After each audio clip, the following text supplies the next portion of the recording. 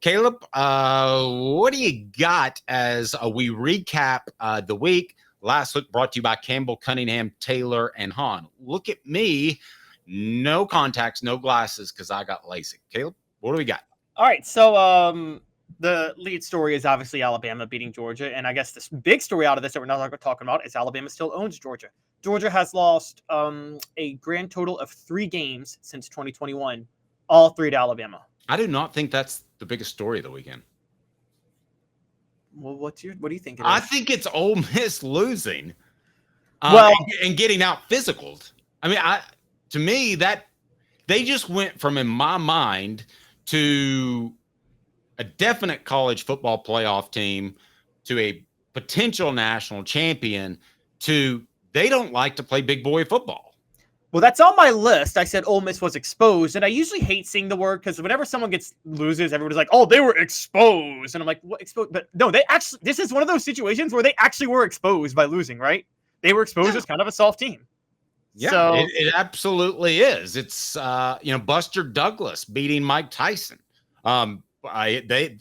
Buster Douglas exposed that Mike Tyson wasn't training hard anymore, and that's exactly what he out physicaled Mike Tyson. The only man to do so, but the reason I don't say it's the biggest story is that even going into last week, I said Ole Miss may be a pretender. I still don't. I didn't have them as a full-on contender yet. So makes sense. I was a little bit higher on them than you. Yeah, go ahead. Because I can't pull it up because he's changed it back. But for those who were wondering, Ryan Williams made his profile pick Michael Vick on Sunday because he was killing dogs on Saturday. Bad joke, but I didn't even see that one. Who was the Alabama player that had kill everyone on his Oh, I don't know who had that one. I don't know who had that. But I saw that though. Well, it was hilarious because one said kill everyone, and then right next to me was with another guy that had a Bible verse on his. And I'm like, oh my gosh, this is Tim Tebow and Aaron Hernandez. Yeah, I will tell you that really bothers me, the dog thing.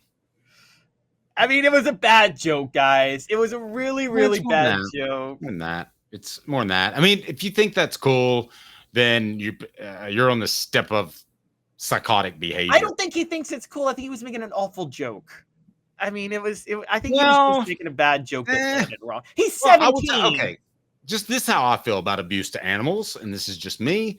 We were at the beach, and there were these thousands of crabs running around. As you would walk towards them, they would feel the thumping, and they would walk away. I'll send you a picture. It's phenomenal. And this one 18-year-old kid, he picks one up, which like you have to chase them really hard. And then they had one big claw. I don't know what they're called. Maybe somebody on the message board. One big claw and one not claw. And he ripped its big claw off. And I turned to him and I said, "Oh, it's good news to know you'll be a psychopath in one day." Wow. I mean, yes, that is psychotic. I agree. And I'm against animal abuse, but Dave, I'm also against murder, but I've still made OJ jokes. Okay, but no, he's not making a joke. But anyway, the kill everyone thing that one of the players had, I didn't have a problem with because I knew that was just referring to football. You want to go out there and play physical. It is funny, though, to see these things going on that would not have happened under Nick Saban. What's next on our recap? Last look brought to you by Campbell, Cunningham, Taylor, and Hahn. All right, so to visit cctis.com. The information you need is easy to access, and setting an appointment is as simple as clicking the tab. Doctors Campbell, Cunningham, Taylor, and Hahn, and Eye Care Optical at cctis.com. Simply the best. Go, Caleb, go. Okay, so Miami survives controversially. They are still the inside track to lead the ACC to the college football playoff. Did you see that Hail Mary that was waved off against Virginia Tech on Friday? Guys, that was the right call. That was the right call to wave it off. If you look at it, it was conclusive. The Miami player had touched the ball when he was out of bounds on the Hail Mary on defense, which is why the Virginia Tech Hail Mary was waved off. Tough call, but it was the right call. Miami wins. Yeah, and I think Miami is that team that will make the college football playoff and get shellacked. But we'll see. All right, who's next, Caleb? Guys, there are 2 quiet other teams in the ACC right now that we have to give some credit to. One, Clemson's low-key rolling. Ever since that blowout loss to Georgia, they have been rolling. Oh, that's crazy. Who they beat, Caleb? They just beat Stanford 40-14. Someone from the ACC has to go to the playoff. Your money, Clemson or Miami? Who would you take right now? Miami. Okay. You just want to go back to the days of Miami being great. You just missed the No, I 80s. don't. I just, I mean, wow, Clemson beat Stanford. Let's get back to that. Way to bring the heat, Caleb. They beat the Cardinal. That's I'm great. just saying they blew them out. Well, no. What you did is you answered my question and then started arguing your own when you know that your statement was weak. Okay. You said they beat the Cardinal. Nobody says, "Ooh, great times are ahead. We beat the Cardinal." Nobody says that. I think they still have talent on that team, and Okay. and the other ACC team, They do not have any more talent than Oklahoma or Kentucky. I disagree with you on that. Okay. That recruiting tells a different story, but also Well, on then that trail- Tennessee doesn't have as much talent as Clemson if you just want to go off recruiting rankings. Well, okay, but there's roster, and then there's coaching and chemistry and so many other things like that. But I'm sorry, Tennessee's way closer to Clemson than Kentucky is. Tennessee's on par if you look at the transfer portal and their I recruiting. think Tennessee's more talented than Clemson, but I think, okay, just on this scale, if Tennessee's a 9, Clemson's on talent, and let's say 10 is a national champion. We don't know who that is yet. So Tennessee's a 9, Clemson's an 8. Where's Kentucky? Or Clemson's a 7. Where's Kentucky? No, Clemson's an 8 on talent. They've had multiple top 10 classes, Dave. Okay. I got Kentucky's a 5. Okay, sorry. I would say Clemson is an 8 and Kentucky is a 7. Well, on their trail, Dave, is another undefeated ACC team, and that is Duke. They are 5-0. Look out for Duke. Look out for Duke. I still think the SEC should take North Carolina and Duke and become the basketball school because then they would have that great rivalry. Go ahead. I'm just saying Manny Diaz coaches Duke now, and he will go down as more legendary Duke coach than Mike Krzyzewski. I'm kidding. I'm joking. All right, so number 4, the Florida State disaster keeps getting worse. Dave, Florida State sued the ACC for adding SMU, and then SMU just beat them 42-16. Wow. You probably don't have time to do the math off the top of your head, but I'm curious what the score differential is as well. And that Florida State team, I don't pretend to know all the goings on behind that, but if you haven't quit and you're on that team, you're probably close to quitting. I think Caleb, who's next? I think they quit.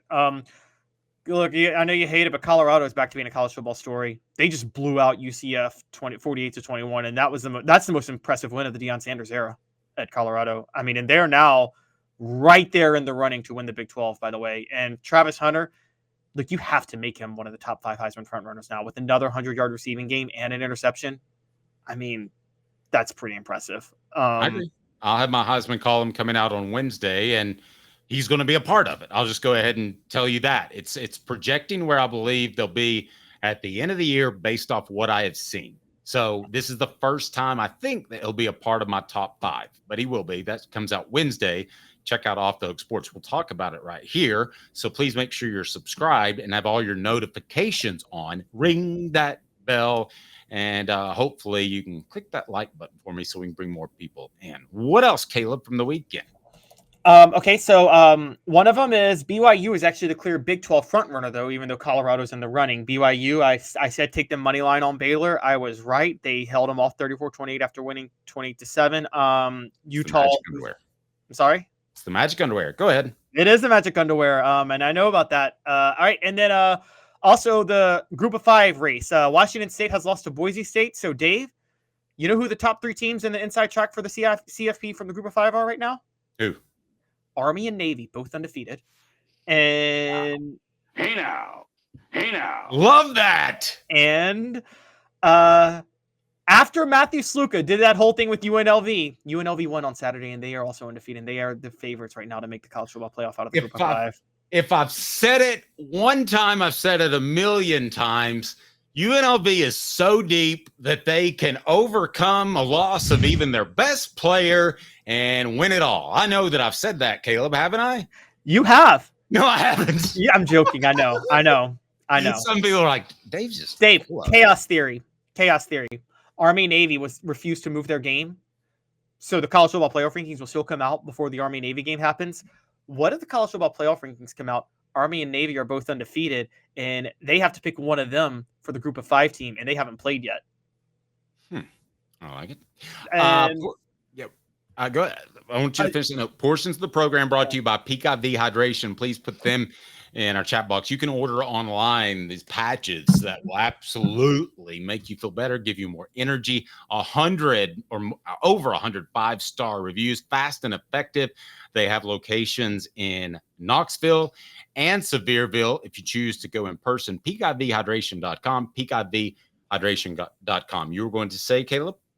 Yes, so I'm going to say that I got my quick Heisman race. This is not a projection, so this is just right now based on how teams have played.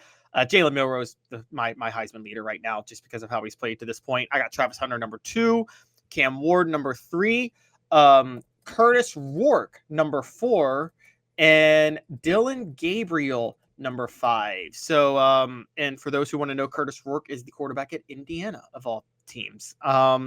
My top 10 real quick is... You know what? I want to get to your top 10, but I specifically want to take a second to thank a very good friend of the program, because if you're a contractor, you've absolutely got to know about Work Trucks.